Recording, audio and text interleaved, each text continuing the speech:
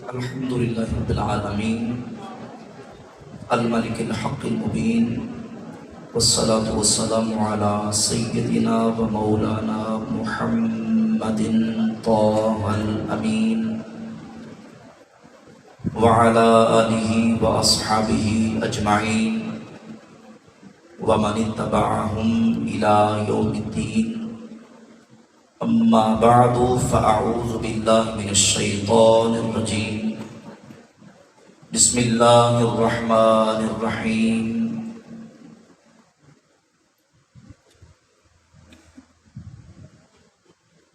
ما كان محمد أبا أحد من رجالكم ولكن رسول الله وخاتم النبيين وكان الله بكل شيء عليما. صدق الله مولانا العظيم وصدق رسوله النبي الكريم الأمين الرؤوف الرحيم. إن الله وملائكته يصلون على النبي يا أيها الذين آمنوا صلوا عليه وسلموا تسليما. اللهم صل على سيدنا ومولانا محمد وعلى آل سيدنا ومولانا محمد معدن الجود والكرم وآله وبارك وسلم. صلاة وسلاما عليك يا سيدي يا رسول الله. مولاي صل وسلم دائما أبدا على حبيبك خير الخلق كلهم هو الحبيب الذي ترجى شفاعته لكل هول من الأهوال مقتهم. يا رب بالمصطفى بلغ مقاصدنا واغفر لنا ما مضى يا واسع الكرم. اللہ رب العالمین جل وعلا مجدہ الکریم کی حمد و ثنا حضور نبی کریم رؤوف الرحیم تاجدار انبیاء حبیب کبریا احمد مجتبی حضرت محمد مصطفیٰ صلی اللہ تعالی علیہ وعلا آلہ و اصحابہ مبارک وسلم کی بارگاہ اقدس میں درود و سلام کا ہدیہ پیش کرنے کے بعد نہایت مقتدر معزز علماء کرام برادران اسلام، آج کا یہ عظیم الشان تاجدار ختم نبوت سیمینار اڈا کوٹا جامعہ قادریہ تعلیم القرآن کے زیر انتظام انعقاد پذیر ہے، جس میں ہم حاضری کی سعادت حاصل کر رہے ہیں۔ عقیدہ ختم نبوت کی اہمیت کو اجاگر کرنے کے لیے اور ہر مسلمان کو عقیدہ ختم نبوت کی اہمیت بتانے کے لیے اور منکرین ختم نبوت سے اپنے ایمان کو محفوظ رکھنے کے لیے اور بچانے کے لیے یہ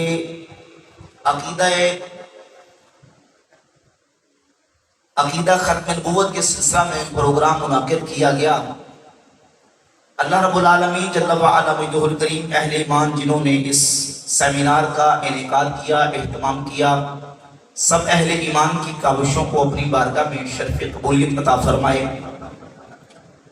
یقیناً ہر مسلمان، ہر مومن خاص و عام، مرد و عورت، پیر و جوان،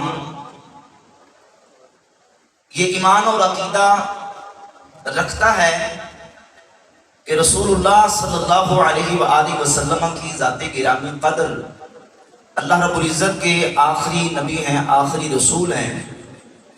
ہر مومن مسلمان کا عقیدہ ہے جیسے اللہ رب العزت کو وحدہ لا شریک ماننا ضروری ہے، ایسے ہی ایک کلمہ پڑھنے والے کے لیے محمد رسول اللہ کو آخری نبی ماننا ضروری ہے صلی اللہ علیہ وآلہ وسلم۔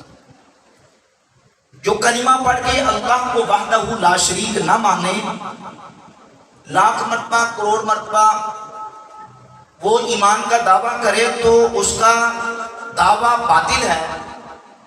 حضور کا کلمہ پڑھ کے رسول اللہ صلی اللہ علیہ وآلہ وسلم کو ماننے کا دعویٰ کر کے اگر کوئی شخص حضور کو آخری نبی نہ مانے تو ایمان کے دعوے میں ہرگز سچا نہیں ہو سکتا۔ یہ مسلمانوں کا اجماعی قطعی سمعی حتمی جزمی عقیدہ ہے کہ حضور آخری نبی ہیں. رسول اللہ صلی اللہ علیہ وآلہ وسلم کی بعثت کے بعد حضور کے زمانے میں کسی اور جگہ پہ یا حضور کے بعد کوئی نبی پیدا نہیں ہو سکتا. قرآن مجید کی سینکڑوں آیات طیبات اور نبی کریم علیہ السلام کی سینکڑوں احادیث مبارکہ اس پر موجود ہیں. صحابہ کرام علیہم رضوان نے عقیدہ ختم نبوت کے دفاع کے لیے اپنی جانیں قربان کی اور اپنی جانیں قربان کرنے سے بھی دریغ نہیں کیا حضور کے تاج ختم نبوت کی حفاظت کرنے کے لیے. اگر ہم عقیدہ ختم نبوت کے دلائل کی بات کریں تو اللہ کے فضل و کرم سے ہمارے پاس دلائل کے دفتر اور دلائل کے انبار موجود ہیں اس بات پر، اس عقیدے پر کہ اللہ رب العزت نے سلسلہ نبوت جناب آدم علیہ السلام سے شروع فرمایا، اور وہ سلسلہ نبوت اپنے ارتقائی منازل طے کرتے کرتے جب محمد الرسول اللہ صلی اللہ علیہ وآلہ وسلم کی ذات اقدس تک پہنچا. اصول یہ ہے کہ ہر چیز جب اپنی انتہا اور عروج پر پہنچ جاتی ہے وہاں جا کے اس کا اختتام ہو جاتا ہے، وہاں جا کے اس کا اینڈ ہو جاتا ہے. اللہ نے نبوت کا سلسلہ عالم اجساد کے اندر آدم علیہ السلام سے شروع فرما کے جب حضور کی ذات گرامی قدر تک پہنچایا تو حضور کی ذات پر اللہ نے ساری چیزیں کامل فرما دی، اکمل فرما دی، مکمل فرما دی. اللہ نے اپنے آخری نبی کو ہر چیز سب نبیوں سے بڑھ کر عرفہ و اعلیٰ، برتر و بالا عطا فرمائی. اللہ نے اپنے محبوب کو ہر چیز بے مثل و بے مثال عطا کی. سرکار کی ذات گرامی قدر کو اللہ نے جب کتاب دی تو ساری کتابوں سے اعلیٰ، شریعت دی تو سارے نبیوں کی شریعتوں سے اعلیٰ. اللہ نے محبوب کو نظام دیا تو سارے نظاموں سے اعلیٰ. اللہ نے اپنے محبوب کو اخلاق دیے تو سارے اخلاقوں سے اعلیٰ، بلکہ خلق عظیم عطا فرمایا. اور اللہ رب العزت نے نبیوں پر کتابیں نازل فرمائی. کسی نبی پر کتاب نازل کر کے اس کی حفاظت کا ذمہ نہیں لیا، کیونکہ آنے والا بعد والا رسول جب آئے گا تو پہلے کی کتاب اور احکامات منسوخ ہو جائیں گے، پہلے کی شریعت منسوخ ہو جائے گی، آنے والے رسول کی شریعت کا سکہ چلے گا.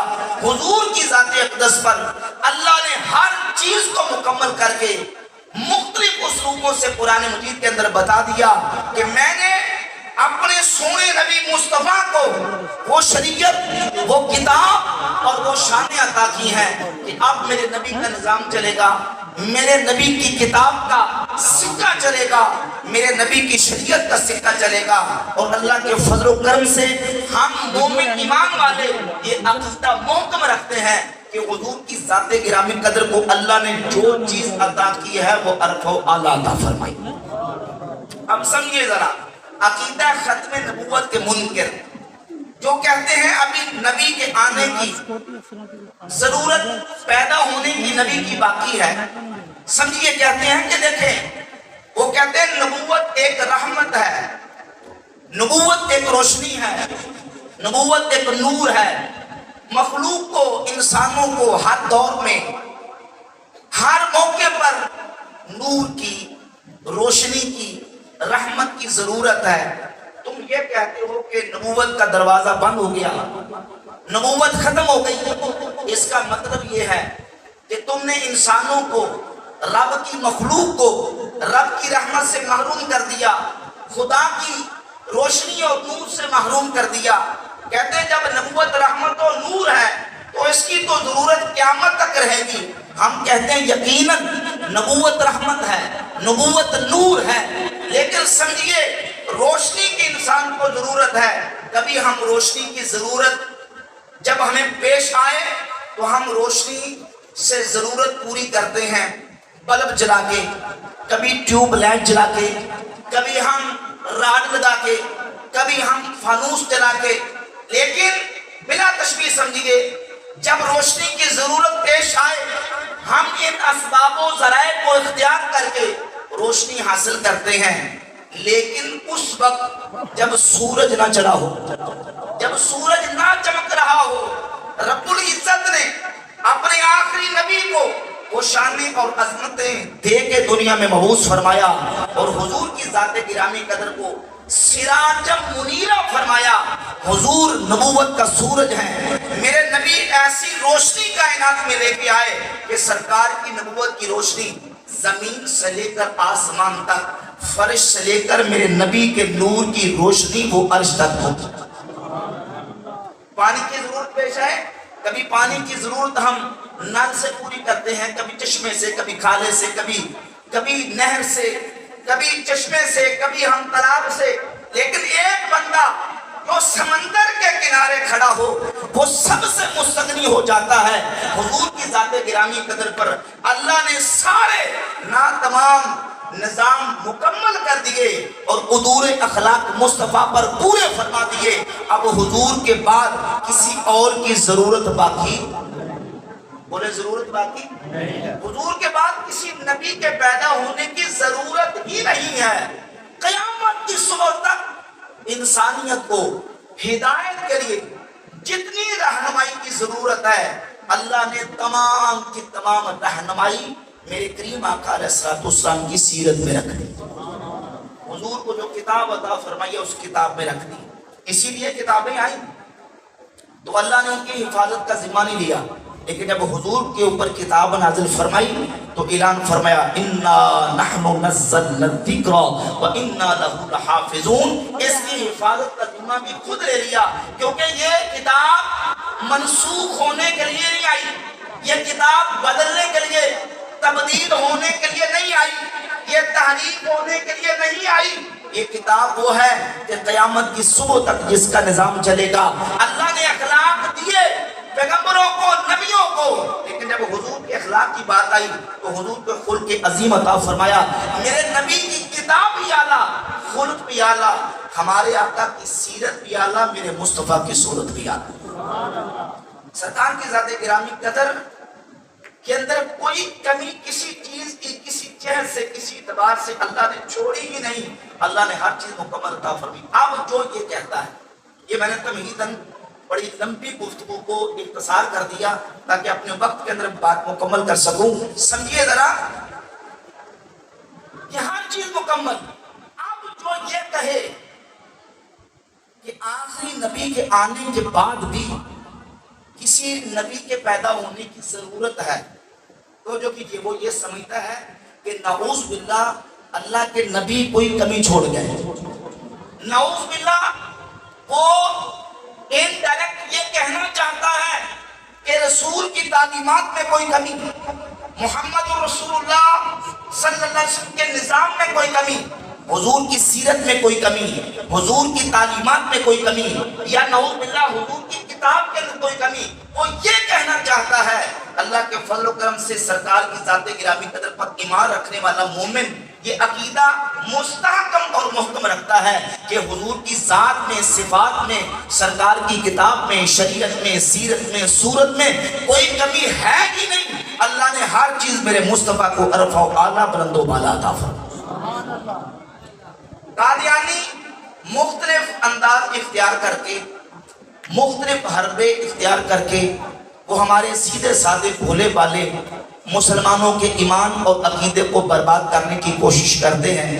میں اگر دلائل کی تفصیل کی طرف جاؤں، میں نے عرض کیا کہ سینکڑوں آیات قرآن مجید کی اور حضور کی سینکڑوں احادیث موجود ہیں۔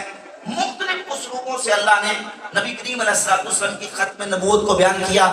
پھر سورۃ الاحزاب کے اندر اللہ نے عبارت النص سے، توجہ کیجیے، عبارت النص سے حضور کی ختم نبوت کو بیان کیا۔ ما کان محمد ابا احد من رجالکم ولکن رسول اللہ وخاتم النبیین، محمد تمہارے مردوں میں سے کسی کے باپ نہیں، ولکن رسول اللہ وخاتم النبیین، لیکن وہ اللہ کے رسول ہیں اور آخری نبی۔ آخری ایک طرح بول کے کہتے ہیں آخری خاتم النبیین، یہ قرآن مجید کے اندر کلمہ ذکر ہوا، اور سمجھیے جب خاتم کا کلمہ عربی کے اندر آئے اس میں دو معنی ہوتے ہیں. ایک خاتم کا معنی، آگے تشریف لیں مختصر آگے.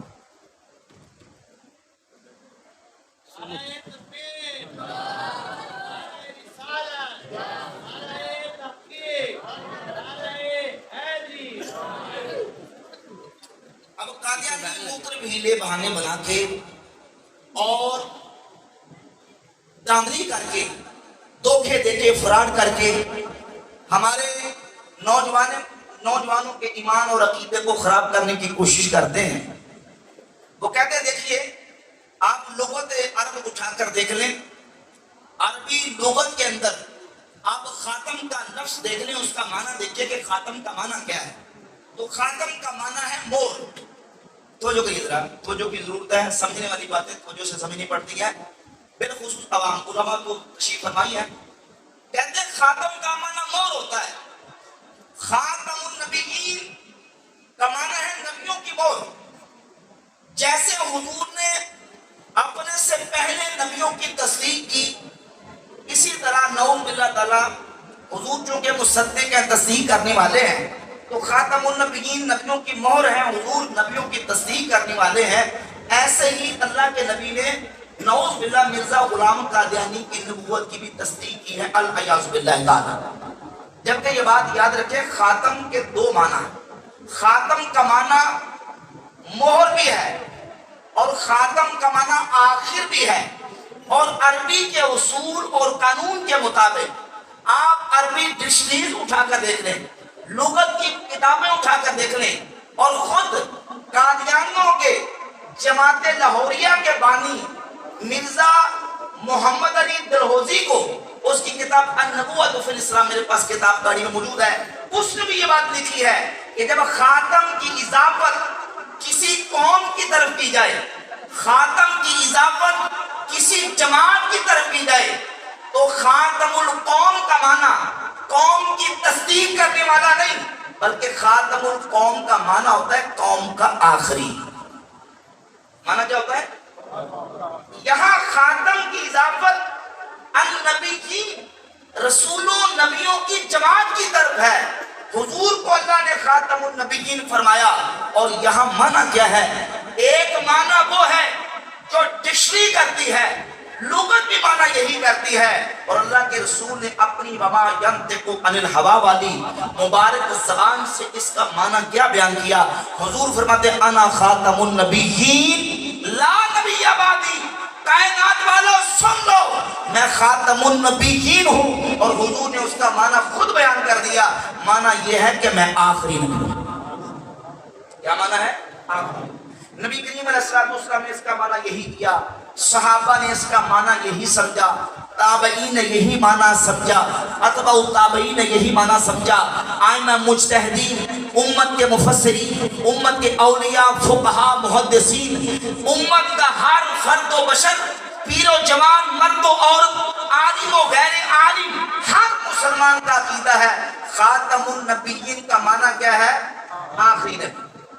قاضی عیاض مالکی رحمۃ اللہ علیہ الشفا بتعریف حقوق المصطفیٰ کی جلد صفحہ 278 پہ لکھتے ہیں، فرماتے ہیں وَأَجْمَعَتِ الْأُمَّةُ عَلَى حَمْلِ هَذَا الْكَلَامِ عَلَى ظَاهِرِهِ وَأَنَّ مَفْهُومَهُ الْمُرَادُ مِنْهُ دُونَ تَعْوِيلٍ وَلَا تَخْصِيصٍ مَنْ فَلَا شَكَّ فِي كُفْرِ هَؤُلَاءِ الطَّوَائِفِ كُلِّهَا قَطْعًا اجماعًا وسمعًا.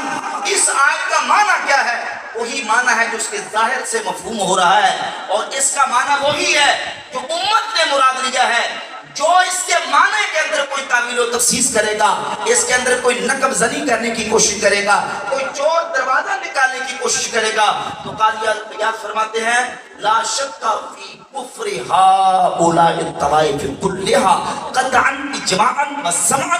قطعی طور پہ، اجماعی طور پہ، سمعی اور حتمی طور پہ وہ کافر دائرہ اسلام سے خارج ہے. ایسے کا اسلام کے ساتھ کوئی تعلق ہو سکتا؟ اس کے اسلام کے ساتھ کوئی تعلق نہیں. جو آیت ختم نبوت کے اندر کوئی چھیڑ چھاڑ کر کے وہ پچہ لگانے کی کوشش کرے، کوئی اس کے اندر نقل زنی کرنے کی کوشش کرے اور ختم نبوت کا معنی بگاڑنے کی کوشش کرے، مرزا قادیانی ہو یا قادیانی کے جتنے ہم نوا اور قادیانیوں کے لیے دعوی نبوت کا رستہ ہموار کرنے والے، وہ چاہے کسی طبقے سے تعلق رکھتے ہوں، کسی مقبر فکر سے تعلق رکھتے ہوں، عقیدہ ختم نبوت ضروریات دین کا عقیدہ ہے، اور اس عقیدے کے اندر ہلکا سا کوئی شک و شبہ کرنے والا اس کا ایمان کے ساتھ کوئی تعلق نہیں ہو سکتا۔ جب کمزوری دکھائی جاتی ہے یا کوئی لوز اور کمزور موقف اختیار کیا جاتا ہے تو پھر چور دروازہ نکالنے والوں کو موقع مل جاتا ہے، وہ کوئی نہ کوئی پھر پچھے لگانے کی کوشش کرتے ہیں۔ اور ایسا ہی ہوا جب مرزا غلام قادیانی نے نبوت کا دعویٰ کیا، اس کے دعویٰ نبوت سے پہلے عقیدہ ختم نبوت کے ساتھ چھیڑ چھاڑ کرنے کی کوشش کی گئی، بلکہ عقیدہ ختم نبوت کا انکار کیا گیا۔ دارالعلوم دیوبند کے بانی قاسم ننوتوی نے کتاب لکھی تحذیر الناس من انکار اثر ابن عباس، کتاب مارکیٹ کے اندر چھپتی موجود ہے۔ سوال اس کو ہوا تھا کہ یہ بتائیں کہ ایک روایت اور ایک اثر ملتا ہے تفاسیر کی کتابوں کے اندر، جس کے اندر موجود ہے کہ 7 زمینیں ہیں اور 7 زمینوں کے اندر اس زمین کے علاوہ باقی 6 زمینیں، ان زمینوں کے اندر بھی ایک آدم ہے تمہارے آدم کی طرح، ایک نوح ہے تمہارے نوح کی طرح، ایک موسیٰ تمہارے موسیٰ کی طرح، ایک عیسیٰ تمہارے عیسیٰ کی طرح، اور ایک نبی ہے تمہارے نبی کی طرح۔ تو اس روایت اور اس اثر کے بارے میں آپ بیان کریں۔ حالانکہ امت کے بڑے بڑے محدثین اور علماء نے لکھا کہ یہ موضوع روایت ہے، جھوٹی جعلی منگرد ہے، اس پر محدثین کا کلام موجود ہے، لیکن اس قاسم نوتوی دارالعلوم دیوبند کے بانی نے اسی اثر کی بنیاد پہ یہاں تک لکھ دیا، کہا کہ یہ جو لوگ کہتے ہیں نا کہ 6 زمینوں میں نبی کریم علیہ السلام کی طرح نبی مانے جائیں تو حضور کے آخری نبی ہونے میں فرق آئے گا، ان کو ختم نبوت کا مطلب سمجھ نہیں آیا۔ کہتا سو اول معنی خاتم النبیین سمجھنے چاہیے تاکہ فہم جواب میں کچھ دقت نہ ہو۔ سو عوام کے خیال میں تو رسول اللہ صلی اللہ علیہ وآلہ وسلم کا خاتم ہونا بنی معنی ہے کہ آپ کا زمانہ انبیاء سابق کے زمانہ کے بعد اور آپ سب میں آخری نبی ہیں، مگر اہل فہم پر روشن ہوگا کہ تقدم یا تاخر زمانے میں بذات کچھ فضیلت نہیں۔ نعوذ باللہ تعالیٰ کہتا حضور کا آخر میں آنا یہ فضیلت کی بات نہیں، اور سبب فیصل پہ جا کے لکھ دیا کہ بالفرض آپ کے زمانے میں بھی کہیں اور کو نبی پیدا ہو جائے تو پھر بھی آپ کا خاتم ہونا بدستور باقی رہتا ہے۔ سوا 85 پہ جا کے لکھا کہ بالفرض آپ کے زمانے کے بعد بھی کہیں اور کو نبی آ جائے تو حضور کی ختم نبوت میں کوئی فرق نہیں آتا۔ اس نے کہا فرق نہیں آتا، مرزا غلام قادیانی دجال نے یہ کہا اگر حضور کے بعد کو نبی آ جائے تو حضور کی ختم نبوت میں فرق نہیں آتا۔ پھر میں آ گیا اور اس نے نبوت کا دعویٰ کر دیا، اور نبوت کا دعویٰ کرنے کے لیے دروازہ کس نے کھولا؟ دیوبند کے بانی قاسم ننوتوی نے، اور اس کی بنیاد پہ پھر آج بھی احمدیہ پاکٹ بک قادیانیوں کی میرے پاس گاڑی میں موجود ہے، اس کو اٹھا کر دیکھ رہے ہیں، صفحہ 275 پہ ملک عبد الرحمن قادیانی نے جو کتاب اس نے جمع کی ہے، صفحہ 275 پہ ترجمہ کا حوالہ دیا اور کہا کہ دیکھیں قادیانی مرزا سے پہلے تو یہ عقیدہ دارالعلوم دیوبند کے بانی میں بیان کر دیا۔ تو ہم کہتے ہیں حضور کی ختم نبوت ضروریات دین کا عقیدہ، اس عقیدے کے ساتھ چھیڑ چھاڑ کرنے والا اور اس کا انکار کرنے والا اور اس عقیدے کے اندر نقب زنی کرنے والا، اپنا ہو یا بیگانہ ہو، اس کا اسلام کے ساتھ کوئی تعلق ہو سکتا۔ قادیانی بیسیوں حربے بیسیوں ہیلے وہ اختیار کرتے ہیں مسلمانوں کے ایمان کی متاع کو لوٹنے کے۔ دوستان گرامی قدر اس پرفتن دور میں اپنے ایمان کی اپنے عقیدے کی حفاظت نہایت ضروری ہے۔ مجھے یہ بھی کہا گیا تھا کہ قادیانی کس طریقے سے واردات کرتے ہیں آپ نے یہ بھی بتانا ہے، تو اس حوالے سے میں آپ کے سامنے گزارش پیش کرتا ہوں۔ آج جس پرفتن دور سے ہم گزر رہے ہیں، ایک فکر ایک سوچ جس کو بہت زیادہ پروان چڑھایا جا رہا ہے، اور یہ فکر اور سوچ 100% قادیانیوں کے حق میں ہے، بلکہ خود مرزا قادیانی نے لکھا اس کی جو کتابوں کا مجموعہ شائع ہوا ہے روحانی خزائن کے نام سے، جلد نمبر 20 کے اندر اس نے لکھا کہ اگر ہندوستان کے اندر یہ علماء یہ مولوی نہ ہوتے تو ہندوستان کے اندر جتنے کلمہ پڑھنے والے لوگ ہیں یہ کب کا مجھے قبول کر چکے ہوتے۔ اگر لوگ مجھے قبول کرنے سے رکے ہوئے ہیں تو درمیان میں رکاوٹ علماء ہے۔ آج ہر بد عقیدہ اور فتنہ پرور اور فتنہ باز گروہ یا کوئی انفرادی طور پہ کوئی شخص اٹھتا ہے تو اس کا پہلا ٹارگٹ علماء ہوتے ہیں۔ علماء یہ دین کے وہ نمائندے ہیں۔ آج اگر عوام کے عقیدے اور ایمان کی حفاظت ہے اور ایمان اور عقیدہ عوام کا محفوظ ہے تو اس میں یقین جانیے کہ بہت بڑا حصہ دین کے علماء کا۔ قادیانیوں کا پہلا ہدف اور پہلا ٹارگٹ یہ ہے کہ عوام کو علماء سے دور کیا جائے، عوام کو علماء سے بدزن کیا جائے، اور ان کے مربیوں کی جو باقاعدہ تربیت ہوتی ہے، باقاعدہ کتابیں میرے پاس موجود ہیں، ان کتابوں کے اندر ان کی تربیت کا جو میتھڈ اور طریقہ لکھا ہوا ہے وہ یہ ہے کہ آپ نے سب سے پہلے عوام کو مولوی سے بدزن کرنا، مولوی سے متنفر کرو۔ جب تک اپنے محلے کے امام خطیب عالم کے ساتھ نوجوان اٹیچ رہے گا، متعلق رہے گا اور اپنی دینی رہنمائی اپنے عالم سے پوری کرتے رہے گا، کوئی بھی ایسا قادیانی ہو یا قادیانیوں کا اعلی کار ہو یا قادیانیوں کا رسے گیر ہو یا قادیانیوں کے لیے نرم گوشہ پیدا کرنے والا ہو، اللہ کے فضل و کرم سے علماء اس کا تعاقب کر کے اس کا جواب بھی دیں گے اور عقیدہ حق واضح کر کے لوگوں کے سامنے بیان فرما دیں گے۔ اب سوال یہ پیدا ہوتا ہے، اب میں دو تین باتیں وہ کرنے لگا ہوں کہ دھوکہ کس طرح دیا جاتا ہے، فریب اور فراڈ کس طرح کیا جاتا ہے۔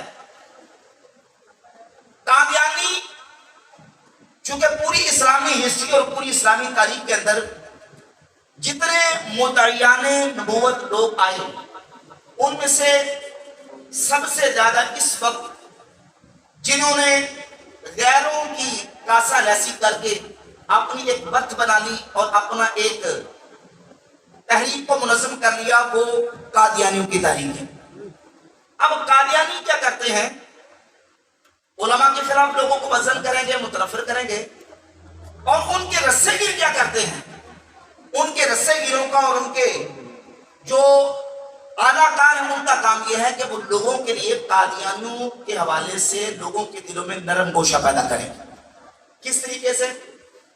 وہ کہتے ہیں دیکھیں جی یہ مولوی یہ علماء یہ کہتے ہیں قادیانی بڑے برے ہیں، وہ بڑے خبیث ہیں اور وہ بڑے برے ہیں، ان کے خلاف لوگوں کو بھڑکاتے ہیں اور ان کی لوگوں کے دلوں میں نفرت ڈالتے ہیں۔ دیکھیے اسلام کے اندر تو اہل کتاب کے ساتھ بھی نرمی کرنے کا حکم دیا گیا ہے، اہل کتاب کے ساتھ نکاح کرنے کا حکم دیا گیا، اہل کتاب کا ذبیحہ حلال قرار دیا گیا۔ تو اسلام نے تو اہل کتاب جو کہ ہمارے نبی کو مانتے نہیں، توجہ کیجیے، ہمارے نبی کو مانتے نہیں، ہمارے قرآن کو مانتے نہیں، ہمارے اسلام کو نہیں مانتے، لیکن اس کے باوجود ان اہل کتاب کے ذبیحہ کو قرآن نے حلال قرار دیا، ان کی خواتین سے نکاح کرنے کو حلال قرار دیا گیا۔ تو قادیانی تو قرآن کو بھی مانتے ہیں، قادیانی تو بخاری مسلم کو مانتے ہیں، قادیانی تو ہمارے نبی کو رسول مانتے، صرف آخری نہیں مانتے۔ تو جب ہم اہل کتاب کے ساتھ اس طرح کا نرم رویہ اور ان معاملات کے اندر ان کے ساتھ کمپرومائز کر سکتے ہیں تو قادیانیوں کے ساتھ کیوں نہیں کر سکتے؟ لہذا ہمیں قادیانیوں کے ساتھ پیار کی پینے بڑھانی چاہیے، قادیانیوں کے ساتھ اپنا تعلق بڑھانا چاہیے اور ان کو محبت پیار کے ساتھ ان کے ساتھ رہنا چاہیے۔ یہ ایک سمجھے کہ جو قادیانیوں کے اعلیٰ کار ہیں وہ مسلمانوں کے دل کے اندر قادیانیوں کے بارے میں نرم گوشہ پیدا کرنے کی کوشش کرتے ہیں، لیکن یہ بات یاد رکھیں اسلام نے کفار کے مراتب کا فرق کیا ہے۔ وہ کہتے ہیں کہ اگر فرق مراتب نہ کنی زندیق شبی، اگر تو فرق مراتب نہیں کرے گا تو زندیق ہو جائے گا۔ مراتب کا فرق ہے، اسلام نے ہر کافر کو ایک طریقے سے ٹریٹ نہیں کیا، ہر کافر کے الگ الگ اس کے اصول ہیں، اس کے ساتھ معاملات کے اور اس کے ساتھ معاملات کرنے کے اسلام نے الگ الگ جو ہے نا وہ احکامات رکھے ہیں۔ بنیادی طور پہ یہ سمجھیں کہ کافر کی دو قسمیں ہیں، ایک ہے کافر اصلی اور دوسرا کافر مرتد۔ کافر اصلی اور کافر مرتد، جہاں تک تعلق ہے کافر اصلی کا، میں اختصار کر دیتا ہوں۔ کافر اصلی وہ کافر جو اصلا اسلام کو مانتا ہی نہیں، مسلمان ہے ہی نہیں، چاہے وہ اہل کتاب میں سے ہو، چاہے وہ یہودی ہو، عیسائی ہو، مجوسی ہو، ہندو ہو، سکھ ہو، کوئی بھی ہو، وہ کافر اصلی ہے۔ اور ایک ہے کافر مرتد۔ کافر مرتد کا مطلب یہ ہے کہ جو اسلام کا نام لے کر پہلے مسلمان تھا اور بعد میں وہ اسلام کو چھوڑ بیٹھا، یا اسلام کا نام لے کر ضروریات دینی میں سے کسی ضرورت دینی کا انکار کرے، وہ کافر مرتد ہوتا ہے۔ وہ کون سا کافر ہوتا ہے؟ کافر مرتد ہوتا ہے۔ ایک طرف عیسائی، یہودی، ہندو، سکھ، عیسائی جو اصلاً کافر ہے، اس کا اسلام کے ساتھ کوئی تعلق نہیں، اور ایک طرف وہ ہے جو اپنے آپ کو مسلمان کہہ رہا ہے، لیکن اپنے آپ کو مسلمان کہہ کے پھر وہ ضروریات دین میں سے کسی کا انکار کر رہا ہے۔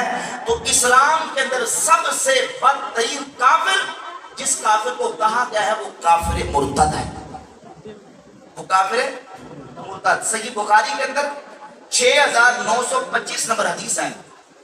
جس وقت مدینہ طیبہ کے اندر نبی کریم علیہ السلام کی وصال اقدس کے بعد کچھ قبیلے مرتد ہو گئے اور زکوٰۃ کا انکار کر دیا۔ انہوں نے کہا ہم نماز پڑھیں گے، روزہ رکھیں گے، حج کریں گے، پر زکوٰۃ نہیں دیں گے۔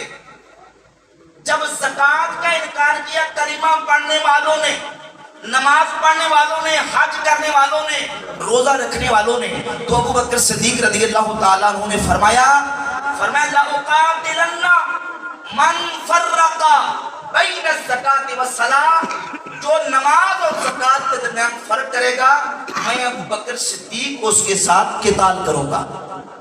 مدینہ کے اندر عیسائی بھی موجود تھے، یہودی بھی موجود تھے، لیکن یہودیوں اور عیسائیوں کے ساتھ قتال نہیں کیا، وہ ذمہ ہو کے رہ رہے تھے۔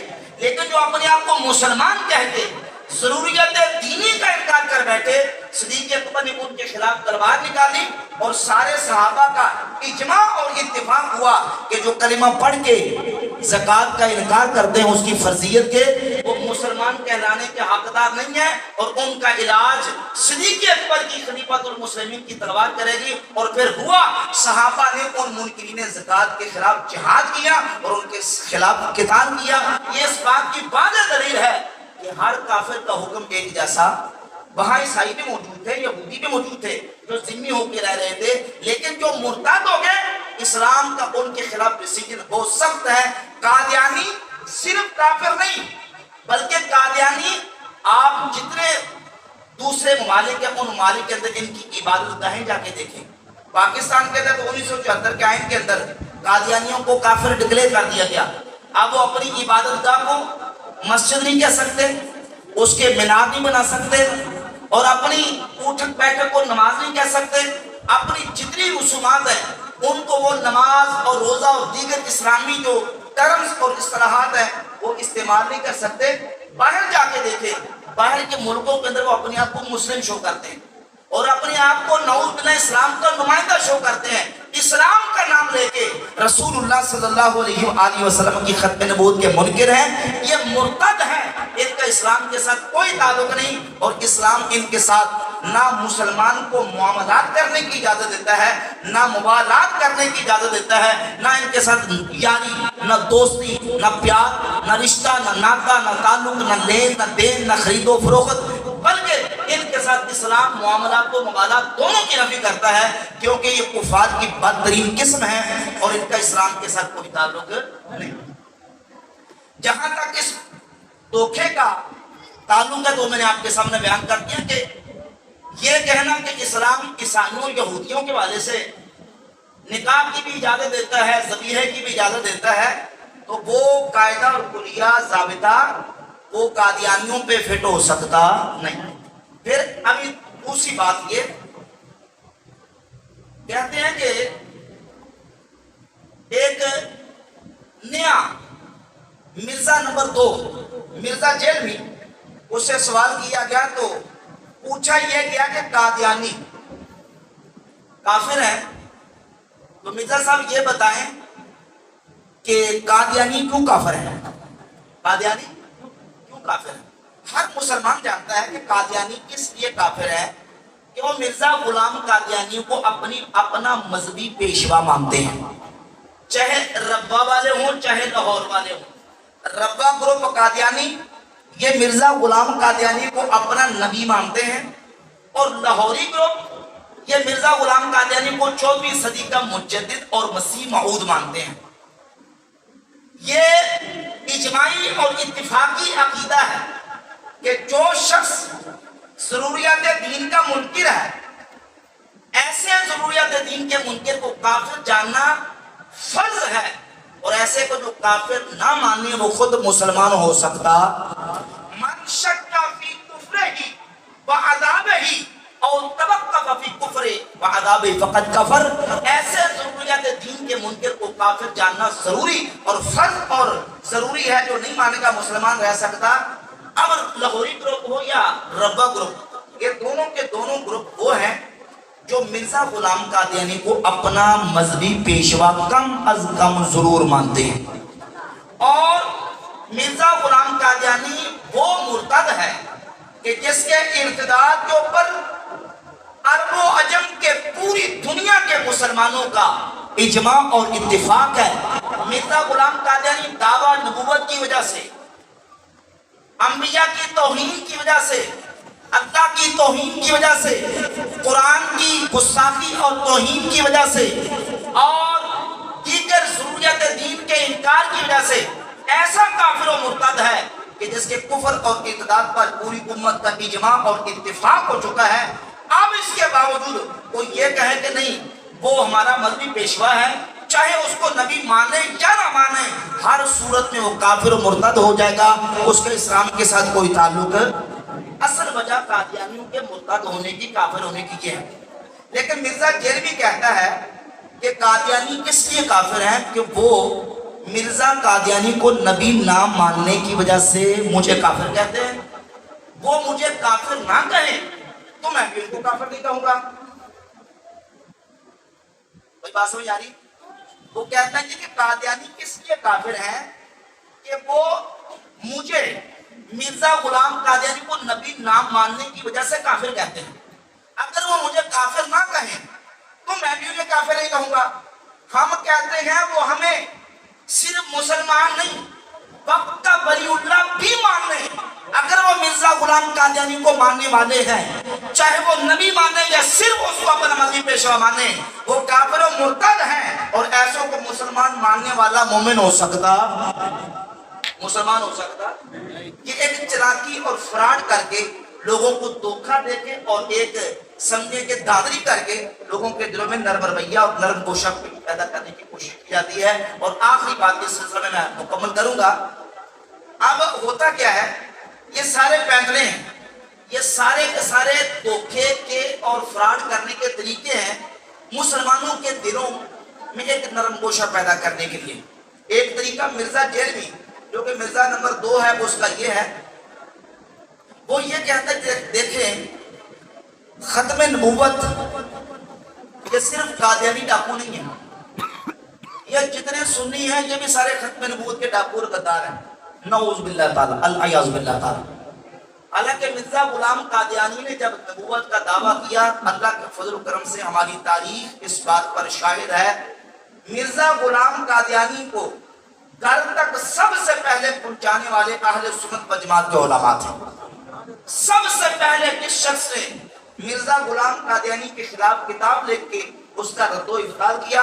مولانا غلام دستگیر قصوری رحمۃ اللہ تعالی، رجم الشیاطین کتاب سب سے پہلے، جب ابھی مرزا قادیانی نبوت کا دعویٰ ابھی کیا نہیں تھا، ابھی مجددیت و مسیحیت اور مسیح موعود کے دعوے کر رہا تھا، اس وقت بھی مرزا قادیانی کا سب سے پہلے اگر کسی نے رد کیا ہے تو الحمدللہ اہل سنت و جماعت کے علماء نے کیا۔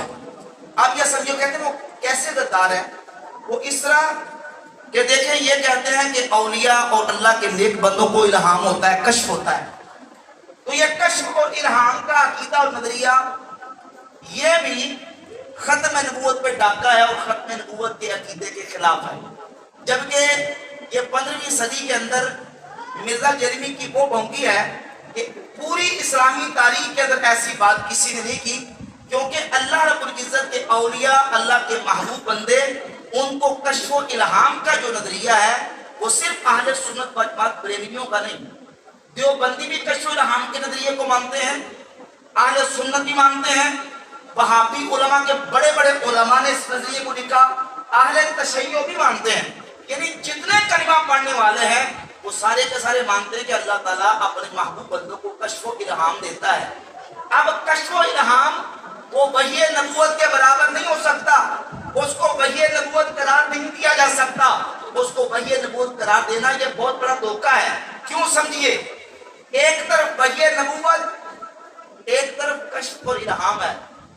نبی پر جو وحی آئے وہ وحی قطعی ہوتی ہے، اگر ولی کو کشف اور الہام ہوتا ہے تو وہ ظنی ہوتا ہے۔ وحی نبوت کو ماننا فرض ہے، کسی کے کشف اور الہام کو ماننا فرض نہیں۔ وحی نبوت کی نبی تبلیغ کرتا ہے، کشف اور الہام ولی کو ہوتا ہے، اس کی تبلیغ نہیں ہوتی۔ وحی نبوت سے احکامات ثابت ہوتے ہیں، کشف اور الہام سے احکامات کا ثبوت نہیں ہوتا۔ وحی نبوت نبی بھی آتی ہے اور اس پر بالکل چیزیں واضح اور ظاہر ہوتی ہیں، اور کشف و الہام جب ولی کو ہوتا ہے اس میں اخفاء اور کشیدگی ہوتی ہے۔ اتنا سارا فرق موجود ہے ان تمام فروق کی موجودگی میں۔ کوئی بندہ کہے کہ نہیں وحی نبوت اور کشف و الہام برابر ہے تو یہ اس کی جہالت ہے۔ اور نبی پاک صلی اللہ علیہ وآلہ وسلم کی واضح حدیث صحیح بخاری اور صحیح مسلم میں متفق علیہ حدیث ہے، حضور فرماتے ہیں پہلی جو امتیں بنی اسرائیل کی گزری ہیں ان کے اندر محدثون اور ملہمون ہوتے تھے، صاحب الہام، یعنی اللہ ان لوگوں کے دلوں میں باتیں ڈال دیتا تھا، اپنے نیک بندوں کے دلوں میں باتیں ڈالتا تھا۔ حضور فرماتے ہیں کہ یکم منہم احد فعمر بن الخطاب، ان امتوں میں سے جیسے ملہم اور مفہم اور مکلم اور محدث ہوتے تھے، اگر میری امت میں کوئی ہے تو وہ عمر بن خطاب رضی اللہ تعالیٰ، خود فرما دیا کہ میری امت کے اندر عمر بن خطاب ہے۔ اب دیکھیے ہر بات کی تفصیل ہے، ہر بات کی ڈیٹیل ہے، کیونکہ جب بات کی جاتی ہے حدیث پڑھی جاتی ہے پھر اعتراض بھی ہوتا ہے، سوال بھی ہوتا ہے، اس کا جواب بھی دینا ہوتا ہے۔ الغرض ساری تفصیلات تو بیان نہیں ہو سکتی، مجھے جتنا ٹائم دیا گیا اگر کسی حدیث پر میں بات کروں تو 10-15 منٹ بات ہو سکتی ہے، لیکن میں اسی پر اپنی گفتگو کو مکمل کرتے ہوئے اپنی بات کا اختتام کرتا ہوں۔ چونکہ گفتگو کے بعد اشتہار میں لکھا تھا کہ سوالات کا بھی مختصر سیشن ہوگا، کوئی دوست اگر کوئی چیز رہ گئی ہے یا سمجھتے ہیں کہ یہ ضروری بات آج کی اس سیمینار میں لوگوں کو پیغام کے طور پہ جانی چاہیے تو وہ سوال کر سکتے ہیں، انشاءاللہ میں جواب عرض کروں۔